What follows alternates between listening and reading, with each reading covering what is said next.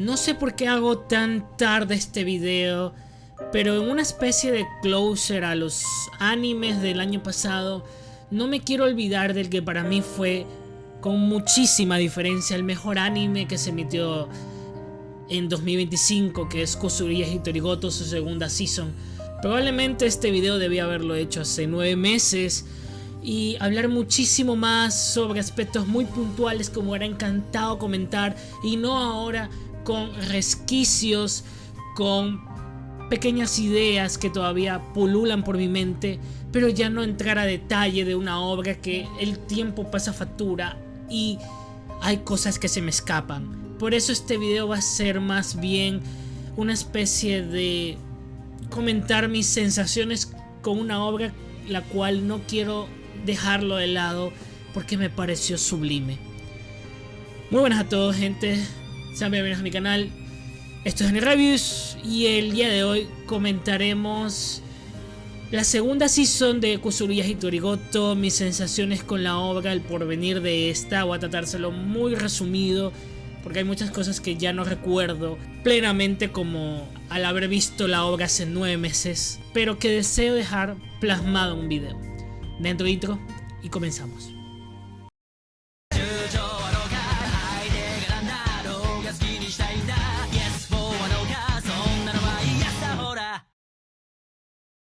Kuzuriya fue una obra que desde el año que se emitió en 2024, por ambientación, ser algo diferente, excelente diseño de personajes, muy buena animación, sabías que iba a ser una de las grandes y terminó siéndolo. De hecho, ese año la puse en mi top 10 tercera, por encima de animes como Daimyo Meshi, que en esa época me gustaba muchísimo más, tenía más afinidad a este, pero que si me terminé decantando con Kuzuriya para ponerla un puesto más arriba, fue porque percibía que tenía más cantidad de calidad, que esto es algo que también voy a hablar un poquito más adelante. Y el año pasado, con su segunda season y otros 24 episodios, fue una obra que me terminó demostrando que es una de las grandes. Me produjo esta sensación que sé que a ustedes también les habrá pasado, y créanme que al menos a mí no me pasa tanto, quitando las obras muy entretenidas, algunos shonens o spokons, de que cuando veía un capítulo, de repente este duraba 7 minutos.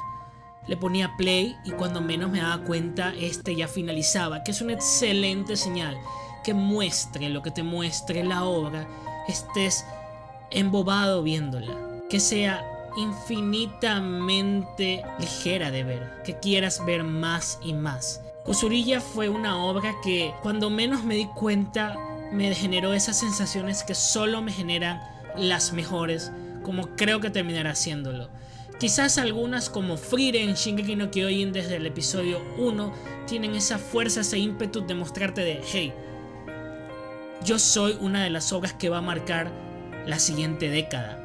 Y luego habrá otras como Kaguya, como Made in Abyss, que con el pasar de los episodios te vas dando cuenta de que están montadas de otra pasta, como lo creo que es Kuzuriya. Kuzuriya me parece élite, me parece una obra sublime en cuanto a personajes, desarrollo de historia, universo en expansión, la increíble capacidad que tiene la historia para sacarse de la manga diversos tipos de casos, situaciones, las cuales algunas terminan interconectándose entre ellas, haciendo de preludio de algo más grande que se viene. Que con 48 episodios vistos, no necesito más para saber que Kuzuriya va a marcar una época. De hecho, quiero entrar un poco en el tema de la adaptación, porque no recuerdo cuándo he visto una obra que haya adaptado 48 episodios en lo que es el anime actualmente en solo 2 años. Hay obras que para llegar a esta cantidad de episodios pueden tardar fácilmente 4, 5, hasta 6 años. Y Kuzuriya ya lo ha hecho en 2. Y probablemente en 2027, quizás finales, inicios de 2028, saque de nuevo otros 24 episodios. Tengo entendido que los 48 episodios se han adaptado como unos 4 tomos de 16 que hay actualmente. 16, 17 no lo tengo tan mapeado. Pero lo que voy es que si Kuzuriya sigue con este ritmo de adaptación, manteniendo la calidad visual, porque la narrativa la tiene de sobra. Estamos hablando de que fácilmente en 10 años esta obra, ya no digo que sea de las mejores de su generación, puede que sea una burrada, puede que sea un poco el hype, aunque ya lo vi hace 9 meses, hype ya no tengo tanto por la obra. Estos son más pensamientos que se han quedado en mi mente, pero creo que esta obra va a ir mucho más allá de las décadas, como lo han hecho otras como Evangelion, Shingeki, Monster, Kaguya, Made in Abyss. Pongan el título que se les ocurra. Entonces, estamos hablando de que tienes una obra que puede ser muy longeva. Y créanme que esto es un tema que no mucha gente le toma la consideración necesaria, que es el de la cantidad. Para mí es tan simple cómo evalúas animes o obras narrativas de muy diferente índole a nivel de calidad, cuál es mejor que otra, más allá de gustos, tratando de ser objetivo dentro de la subjetividad que tiene cada uno arraigada a las experiencias y gustos y afinidades, filias y fobias que tiene cada persona. Para mí es tan sencillo como la cantidad. Cuando tienes una gran cantidad de calidad, esto va por encima de gustos, a mi entender. Es como los futbolistas, llega un punto en que la Wikipedia revienta cualquier tipo de afinidad en cuanto a qué futbolista es mejor que otro, a mi entender. Por eso Cristiano es infinitamente mejor que muchos futbolistas que han derrochado magia a través de los años, que no han sabido mantener un nivel alto por mucho tiempo. Pero volviendo al anime, sí, si no pasa nada raro, probablemente en 10 años estemos hablando de Kuzuriya como una obra que esté completamente en otro nivel, en el Olimpo junto con las mejores. Quizás sea una burrada, quizás este comentario quede muy mal con los años, no lo sé, pero si hay una obra que podría hacerlo, creo que es esta. Dicho esto, empiezo a hablar de los puntos de la temporada que me encantaron, aunque ya no recuerdo casi nada. Más allá de los casos episódicos y cómo la historia sigue manteniendo su nivel, curiosamente a 9 meses de haberla finalizado todavía me acuerdo de capítulos como el capítulo del hielo, por ejemplo. Y esa sensación, ese constante manteniéndome expectante y queriendo saber más y conocer más de la obra siempre lo tuvo. También destaco como los episodios que eran aislados pero que al final terminaban conectando piezas de rompecabezas para entender a nivel macro los secretos de la obra, hicieron que enganchara mucho más con esta. El capítulo de las puertas, cómo termina siendo historia de la familia Inshi, su padre, cómo se crió y terminó siendo un pedófilo, y cómo conecta con algunas historias que quedaron abiertas de la temporada 1 y que les dieron cierres en la temporada 2. Y sobre todo cómo, y esto ya es algo que ya me he dado cuenta, cuando la historia involucra directamente a los personajes recurrentes de la obra, a los principales, cómo la historia, que tiene un nivel promedio bastante alto, pasa a tener un boost terrible. Hablo del clan Shi, hablo del Jinshi, su pasado, de cómo ahora vemos el príncipe que es y cómo va a cambiar el desarrollo de la trama, y sobre todo del impacto que tuvo Loran, Shisui y su último arco al final de la temporada. No hay mucho que comentar, solo decirles que el cómo me han ido hilando la historia principal, la trama principal de esta temporada, que es el clan Shi y todo lo que desenvuelve todo el tema de Loran, de una de las amigas de Mao directamente implicadas, que va a cambiar su desarrollo en la trama de manera radical, que por cierto fue una mega revelación brutal el que nos enteráramos que la verdadera identidad de Loran era la de Chisui. Esto es algo que hace tiempo no había algo que me desubicara por completo y me sorprendiera bastante. Y estamos hablando de que si bien Chisui salió esta temporada, Loran es un personaje que viene saliendo casi desde el inicio de la serie, que es una de las 4 concubinas principales del rey, de la que menos información teníamos, de la única con la que Mao no tenía conexiones. Curiosamente termina siendo la más cercana a esta. Y cómo se da el que probablemente las pistas siempre estuvieron ahí, y es algo que fue sorprendente en su momento. Y el que el anime se tomara, el que el autor o autora, que probablemente lo tenía pensado desde el inicio, tomara esta decisión drástica de hacer un cambio radical en uno de los personajes importantes o principales de la obra, arriesgándose a hacer que la trama evolucione, es un punto a aplaudir, porque bien se puede seguir quedando en estos casos de mini historias más allá de la trama principal de Jinshi. Es increíble cómo esta obra hace que esté tan pendiente del siguiente capítulo como me pasó hace 9 meses, que el nivel de la obra simplemente cuando ésta se lo propone puede estar por los cielos. Y me dolió muchísimo ver el final de Loran, de Shisui.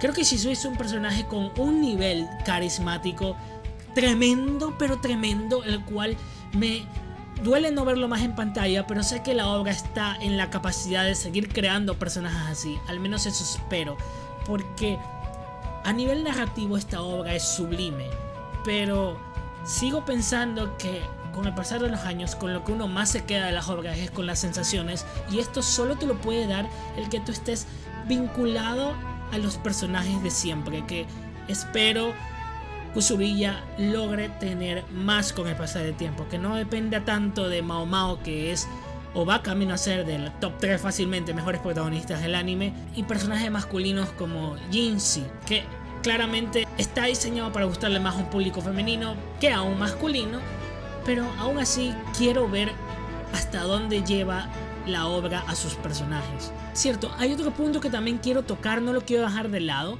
que es el tema de que a mitad de temporada, cada que Jinshi y Mao Mao tenían un momento de privacidad a solas, este se la quiere comer.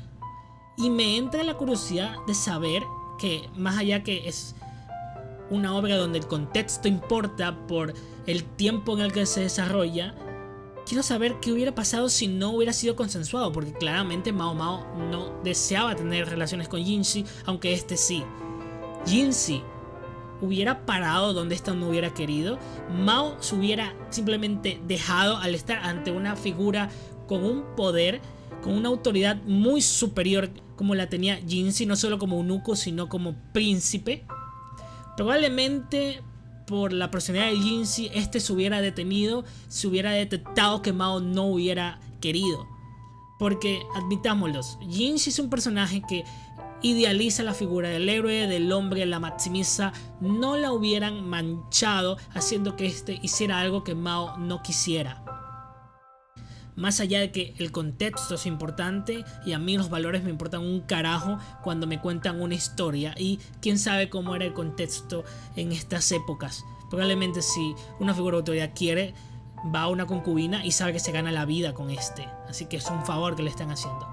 Pero no quiero dejar de lado qué hubiera pasado si los momentos de intimidad entre estos dos esta temporada no se hubieran visto interrumpidos, si hubieran manchado un poco la imagen de Jinshi, que ya digo, por la personalidad que le dan a este, no creo que hubiera pasado nada, simplemente me apetecía comentarlo.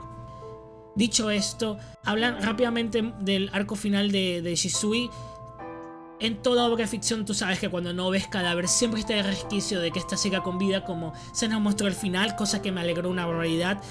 Me encantó, de lo poquísimo que recuerdo fue la promesa que hace con Mao y cómo esta termina vendiendo una horquilla muy valiosa por un poco de comida, si no lo recuerdo mal. Pero el punto es que Kusubiya me demuestra que tiene la capacidad de sacarme personajes increíbles, de desprenderse de personajes importantes de la trama porque tiene que hacerlo.